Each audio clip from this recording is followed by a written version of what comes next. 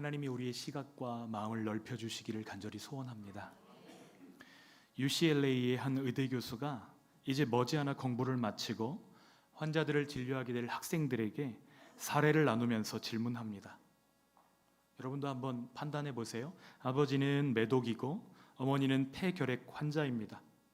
이 가정에서 아이 넷이 태어났는데 첫째는 매독으로 인해서 시력을 잃어버렸고, 둘째는 병들어 죽게 되었고, 셋째 역시 부모들의 병에 영향을 받아 청력을 상실합니다.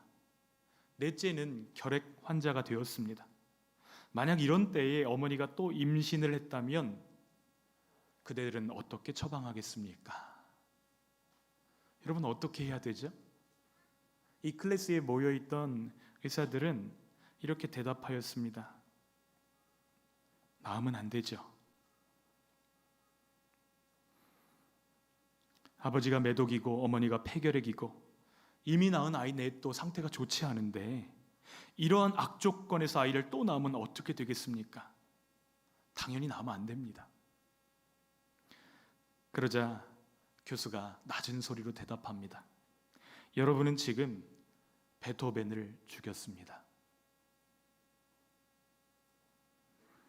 우리가 아는 악성 베토벤은 그런 환경 가운데서 태어났습니다. 그렇게 57년 동안 작곡 활동을 했어요. 물론 나중에는 그도 귀가 어떻게 되었죠? 듣지 못하게 되는. 그런데 그러한 상황 속에서도 불후의 명곡들을 작곡했던 것을 우리가 잘 알고 있습니다. 그러니까 우리의 판단이 얼마나 잘못되기 쉬운지를 알아야만 하는 것이죠. 살아가면서 우리가 반드시 버려야 될 죄악이 있다면 그것은 바로 편견일 것입니다. 이 편견은 우리가 사랑하며 살아야 될 사람들과의 관계를 무너뜨리고 또 하나님의 계획을 가로막고 우리를 행복하지 못하도록 무너뜨리기 때문입니다. 그러나 편견만큼 버리기 힘든 죄도 없습니다. 왜냐하면 사람들이 편견에 대해서 생각할 때 그것이 그렇게 큰 죄라고 생각하지 않기 때문입니다. 하지만 성경은 편견이야말로 죄악 중에 죄악이라고 말씀하십니다. 때로 우리도 낯선 이들이 오면 경계하고 또 익숙한 사람들끼리 모여서 편안하게 지내기를 추구합니다. 그래서 경계선을 긋고 담을 세우기도 합니다. 하지만 복음은 경계선을 용인하지 않습니다. 사도행전 초도에 우리 예수님께서 승천하시기 직전에 제자들에게 뭐라고 말씀하셨죠?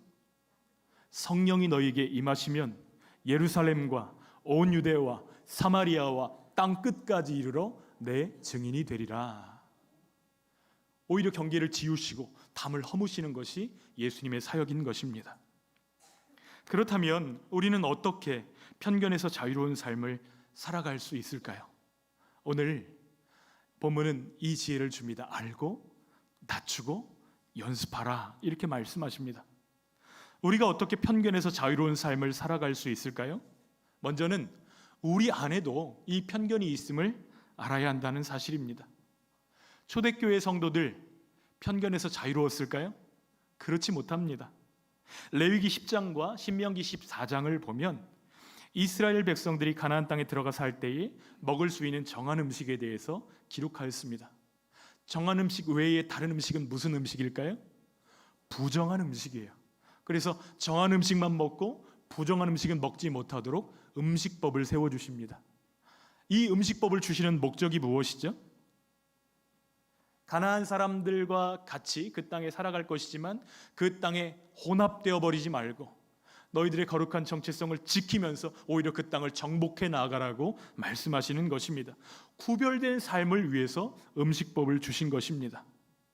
쉽게 말하면 저는 커피 마시는 자리에는 같이 가지만 술 마시는 자리에는 가지 않습니다. 그러면 어떻게 될까요? 커피 마시는 분들과는 친해지게 되겠지만 술 마시는 분들과 친해질 수 있어요? 없어요? 없습니다. 이런 측면에서 생각할 때 정말로 친해지기 어려운 부류의 사람들이 있었는데 그들이 바로 유대인들입니다. 태어날 때부터 정한 음식만 먹어요. 예루살렘에 있는 피자헛에 가시면 피자와 고기가 따로 나옵니다. 같이 있는 피자를 드실 수 없어요. 율법에서 그것을 금했기 때문입니다. 평생 그렇게 음식을 가려 먹습니다. 근데 이방인들은 부정한 음식을 먹어요. 부정한 음식을 먹으니 그들은 어떤 사람이죠? 부정한 사람인 것입니다. 부정한 사람과 교제하는 것이 그들을 부정하게 만든다는 생각 때문에 유대인들은 이방인들을 받아주지 않았고 그들과 교제하지도 않았습니다. 그런데 이들의 편견을 깨는 사건이 일어납니다. 구약 성경부터 시작해서 지금까지 엄청나게 높이 쌓여진 그 편견의 장벽이 무너지는 사건이 벌어지는데요. 하나님께서 이방인 백부장 고넬료와 초대교회의 지도자였던 베드로를 만나게 하신 것입니다. 사람 만나는 일이 뭐 그렇게 어려운 일인가? 이렇게 생각하는 분들도 계시겠지만 이거 쉬운 일이 아닙니다. 편견이 이토록 무섭습니다. 하나님의 구원은 모든 민족을 향하고 계시는데, 이방인들에게도 구원을 베푸기를 원하시는데 이 편견이 하나님의 뜻을 가로막고 있는 것이에요.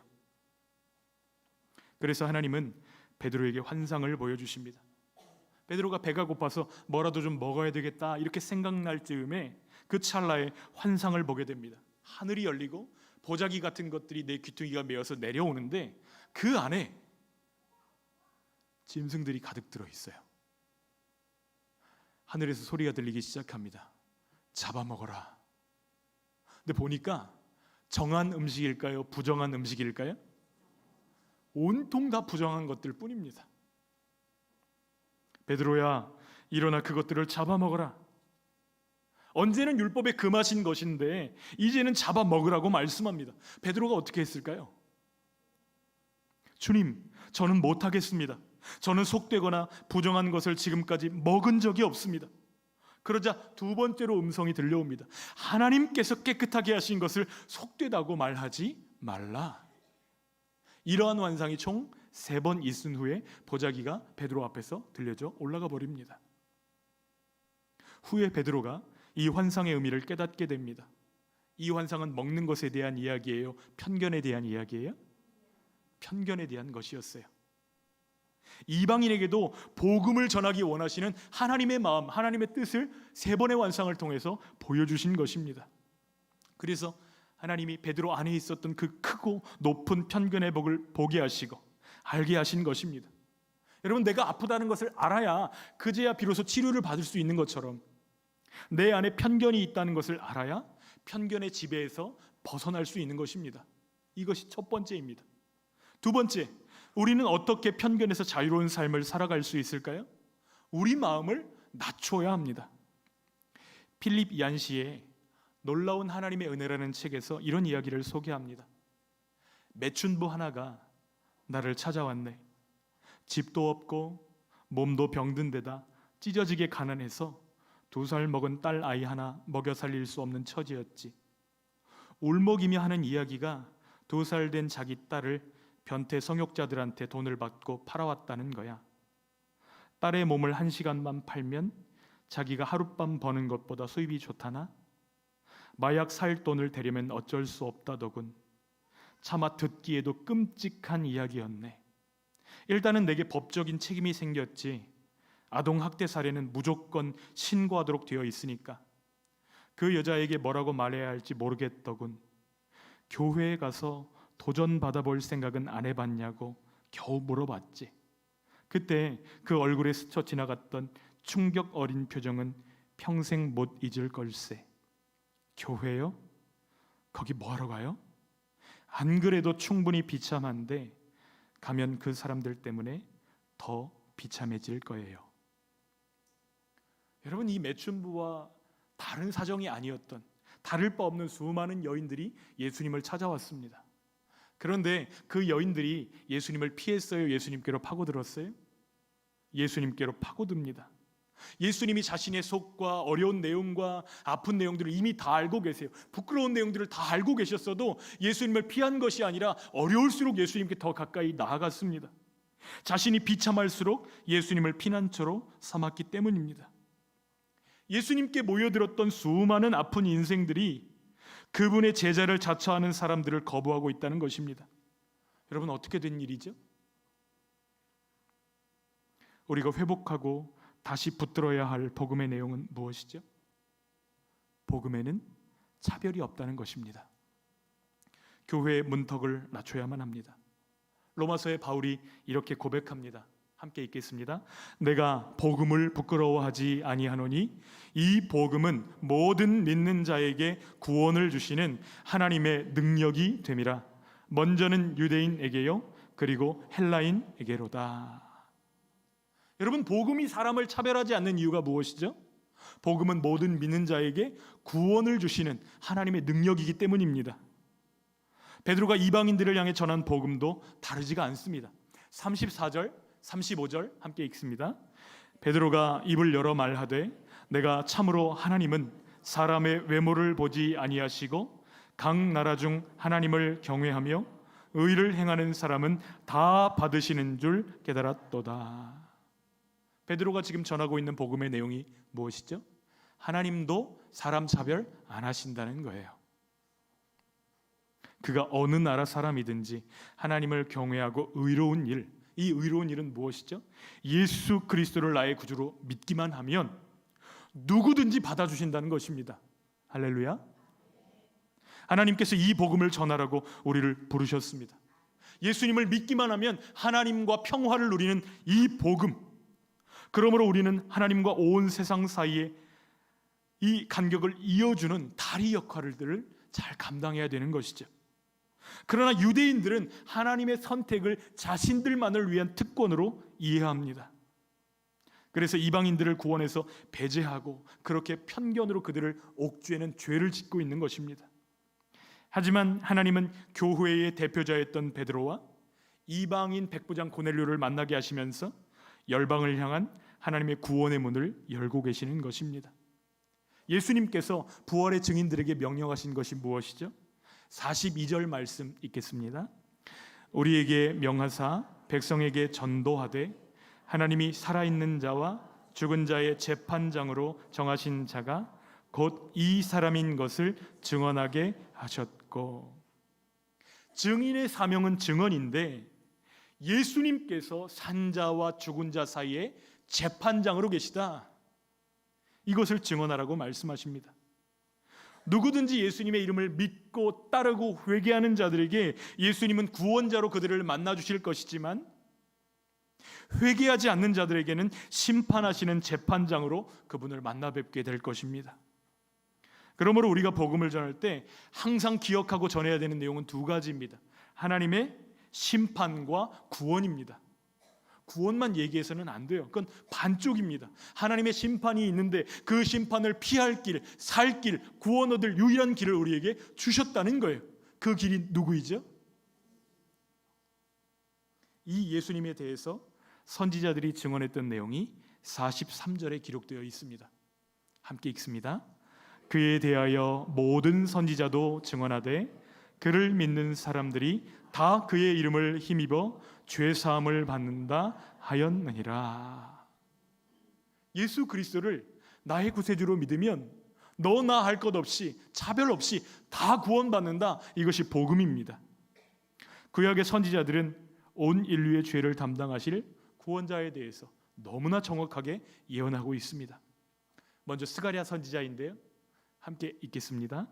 시온에 따라 크게 기뻐할지어다. 예루살렘에 따라 즐거이 부를지어다. 보라, 내 왕이 내게 임하시나니 그는 공의로우시며 구원을 베푸시며 겸손하여서 나귀를 타시나니 나귀의 작은 것 곧 나귀 새끼니라.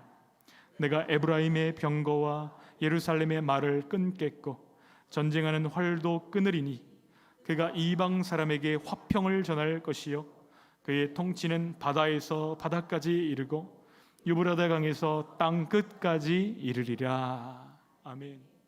그가 겸손의 왕으로 나귀를 타고 오실 것이고 평화를 주실 것인데 유대인에게만 아니라 이방인들에게도 그것을 전하게 하실 것이다 예언하였습니다. 또 이사야 선지자는 뭐라고 예언하였죠? 함께 읽어볼까요? 그가 찔림은 우리의 허물 때문이요 그가 상함은 우리의 죄악 때문이라.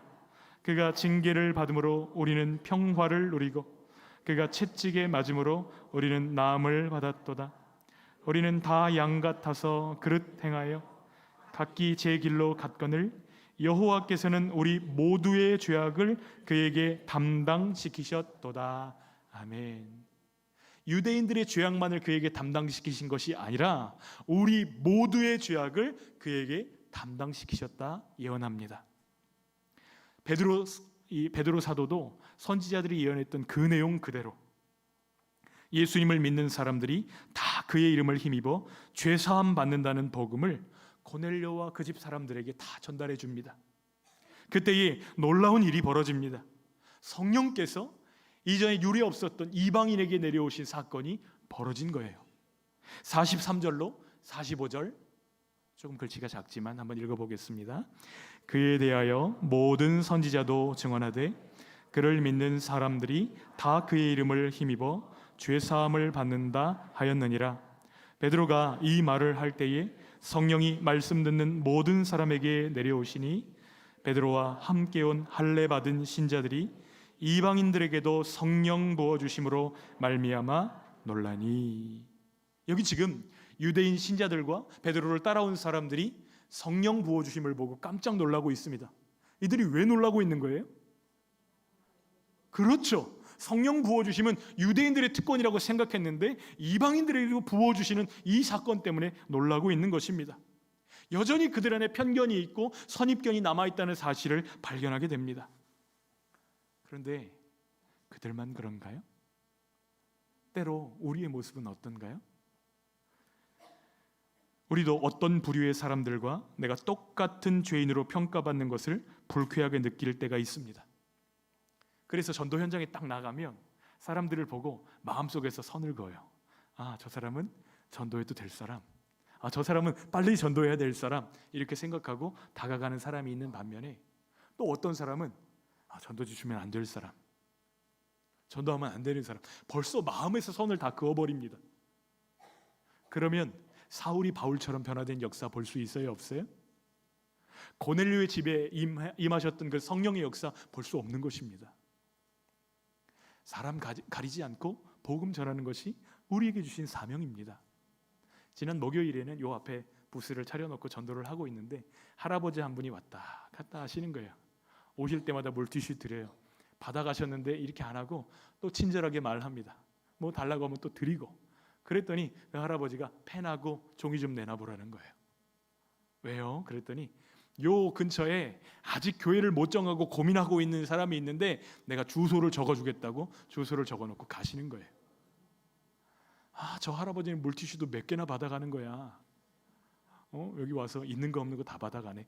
이렇게 한 것이 아니라 아이들 받아가는 젤리도 하나 잘라서 드리고 더운데 쉬었다가 지라고 말도 붙이고 친절하게 했더니 그분을 통해서 또 다른 분을 연결시켜 주시는 것입니다. 복음은 어떤 장벽도 뛰어넘게 하시는 하나님의 능력입니다. 이것을 생각할 때에 우리가 우리 마음 가운데서 편견으로 선을 긋고 담을 쌓는 일은 하나님 앞에 교만한 것입니다. 이것을 낮추기 원합니다. 우리 믿음의 선배들은 어떻게 전도했을까요? 26살의 나이로 한국에 건너와서 45년 동안 수많은 교회를 개척하고 한국의 지도자들을 양성한 평양신학교의 1대 학장 선교사님이 사무엘 마펫 선교사님입니다. 그런데 이 선교사님이 얼마나 한국을 사랑했는지 이름도 바꿨어요. 마포 삼열. 비슷해요? 영어 발음이랑 비슷합니까? 마포 삼열 이렇게 이름도 바꾸었습니다. 근데 당시에 우리나라에는 외국인을 향한 배척과 편견이 얼마나 심한지 아이들이 노는 놀이가 무엇이었냐면 파란 눈을 가진 선교사님 집에다가 돌을 던지는 것이 그들의 놀이였습니다. 근데 당시의 문은 철로 돼 있나요? 아니잖아요. 창호지로 돼 있는 문에다가 돌을 막 쏟아 부으니 어떻게 되겠어요? 그런데 아무 대거리하지 않습니다. 한 번은 이 마포 삼열 선교사님이 시장에서 복음을 전하기 위해 장터에서 서서 복음을 전하고 있는데 깡패들이 큰 돌을 들어가지고 던졌습니다. 근데 그 돌이 날아가서 선교사님의 턱을 깨트리고 그 자리에서 피를 흘리면서 꼬꾸라져 버렸어요. 좋다고 박수치면서 그 자리를 떠나갑니다. 비웃었겠죠. 그런데 선교사님은 이번에도 그들을 향해 한마디도 반응하지 않습니다. 오히려 자신을 그렇게 상해를 입혔던 청년을 용서합니다. 미안한 마음이 들었는지 이 마포 삼열 선교사님의 집에 그 청년이 찾아왔어요. 미안하다고 사과를 하고 회개를 할 때에 이 청년에게 복음을 전했고 예수님을 영접하게 됩니다. 이 청년의 이름이 누구냐면 초대교회 한국 조선 최초의 7분의 목사 안수를 받은 사람 중에 한 사람이에요. 이기풍이라는 사람입니다. 여러분, 그런데 더 놀라운 일은요, 조선 최초의 선교사로 이 이기풍 목사님이 제주도에 파송을 받게 된다는 사실입니다. 선교사를 핍박하던 자가 무엇이 되었어요? 여러분, 저 핍박하면 뭐 될까요? 여러분 중에 팔짱 끼고 말씀 듣는 분, 하나님의 은혜가 임하면 목사 될 수도 있습니다. 하나님의 능력에는 제한이 없어요. 그 사랑을 바로 전하려면 우리가 낮추어야만 합니다.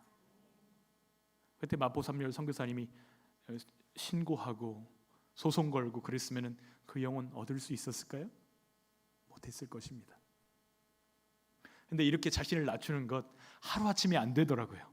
쉽지 않습니다. 우리는 어떻게 편견에서 자유로운 삶을 살아갈 수 있죠? 예수님을 닮는 삶을 연습해야 되는 것입니다.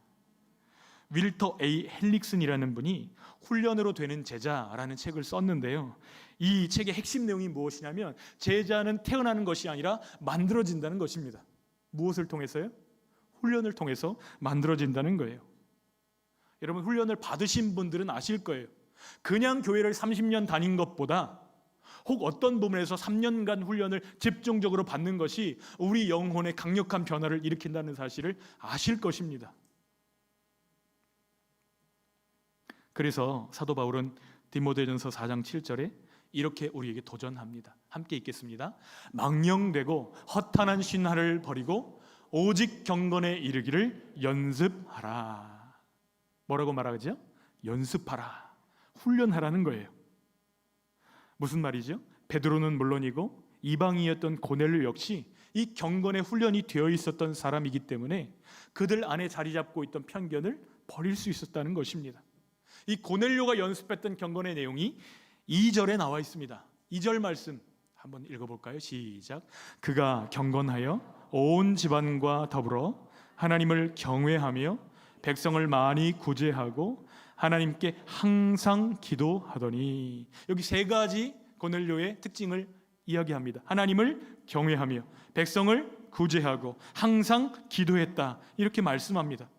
그런데 이런 모습이 얼마나 진실했는지 그의 집에 초대되어서 왔던 친구들, 친척들 모두가 예수 그리스도를 영접하게 되었다는 사실이에요. 그런데 4절 말씀에 보면 그의 구제와 기도가 하나님께 상달되었다고 말씀합니다. 그러니까 4절 말씀을 잠잠히 묵상해 보세요. 어떤 뜻이에요? 구제하고 기도한다고 해서 하나님께 다 상달돼요? 아니에요? 아닐 수 있다는 거예요. 하나님이 받으시는 것이 있다는 것입니다. 여러분, 우리 모두가 다 예배를 드립니다. 그런데 우리가 드리는 예배 가운데 어떤 사람의 예배는 하나님이 받으실 것이지만 어떤 사람의 예배는 받지 않으신다는 거예요. 여러분, 어떤 사람의 예배를 받으실까요? 일주일 동안 내 마음대로 살아가다가 일주일에 딱 1시간 하나님 앞에 나와서 하나님, 이 시간만큼은 주님이 주인입니다 하는 예배를 받으실까요? 아니면 우리의 삶 가운데 나의 모든 삶은 주님의 것이기에 주님과 함께하기 원합니다. 주님, 이 시간 나에게 힘을 주시고 말씀으로 방향을 알려주십시오. 여러분, 전자예요, 후자예요? 누구의 예배를 받으실까요? 대답을 안 해도 피해갈 수는 없습니다. 사랑하는 여러분, 일상 속에서 경건을 연습하고 훈련하십시오. 김제에 가면 기역자교회라고 불리는 금산교회가 있습니다. 왜 기역자일까요? 네, 그래요. 이쪽 두 줄은 남자, 두 줄은 여자 해가지고 커튼을 쫙 쳐놓는 것입니다. 요즘에도 그런 교회 있을까요? 없을까요? 거의 다 없어졌을 거예요, 아마. 이들이 하나님의 말씀을 공부하다 보니까 예수 그리스도 안에서 모든 차별이 깨어졌다, 무너졌다, 이것을 발견하고 커튼을 걷어버립니다. 아름다운 일이죠. 그런데 이 남녀 차별이, 이 편견이 무너진 이야기보다 더 감동적인 이야기가 금산교회 안에 있습니다. 이 교회를 섬기셨던 조덕삼 장로님의 이야기입니다. 이 지역의 지주이자 마방을 운영하던 조덕삼이라는 분이 얼마나 신실했는지 그의 마부까지도 다 복음을 듣고 예수를 믿게 하였습니다. 주인과 종이 함께 교회 생활을 하는 거예요. 쉬울까요? 어려울까요? 어려운 일입니다. 그런데 함께 예수를 믿고 함께 집사의 직분을 받습니다. 그런데 문제가 터져요. 무슨 문제냐면 장로 임직을 할 때예요. 투표를 통해서 한 사람의 장로를 세워야 되는데 사람들이 겉으로는 다 이야기합니다. 조덕삼 씨가 장로가 되어야 우리 교회가 평안하고 안정되고 잘 될 것입니다. 그런데 막상 뚜껑을 딱 열어보니까 누가 선출되었을까요? 그의 종이었던 이자익 영수가 선출된 거예요. 갑자기 분위기가 싸늘해졌습니다. 이 썰렁하고 차가운 분위기 가운데 조덕삼 집사님이 발언권을 얻어서 이야기하기 시작합니다. 우리 금산교회 교인들은 오늘 참으로 훌륭한 일을 해냈습니다. 저희 집에서 일하는 이자익 영수는 저보다 신앙의 열의가 대단합니다. 당선될 분이 당선된 것입니다. 너무 감사합니다. 더 감동적인 것은 이 다음번 순서 때 이 조덕삼 집사님이 장로님이 되셨는데, 장로님이 되자마자 한 일이 무엇이냐면 이 이자익 장로님을 신학교에 보내서 신학교육을 받게 하고 목사 안수를 받을 수 있도록 모든 것을 다 후원했다는 거예요. 그리고 나서 금산교회에서 누구를 담임 목사로 청빙했을까요? 이자익 장로님을 담임 목사님으로 청빙한 것입니다. 평생 목사님 옆에서 함께 섬기면서 마음을 같이 해서 지역 복음화에 헌신했다는 이야기를 들었습니다. 편견을 극복할 때 위대한 교회로 사용해 주시는 줄 믿습니다. 우리는 어떻게 편견을 극복하며 자유로운 삶을 살아갈 수 있을까요? 첫 번째, 우리 안에도 편견이 있음을 알고, 두 번째, 주님 앞에서 우리의 마음을 낮추며, 세 번째, 예수님을 닮아가는 삶을 연습하시기 바랍니다. 말씀과 성령님의 인도에 날마다 순종하십시오. 그때에 우리 앞을 가로막고 있는 벽들이 무너지게 하실 것입니다. 그리고 참으로 자유로운 삶을 누리도록 우리를 인도해 주실 줄 믿습니다.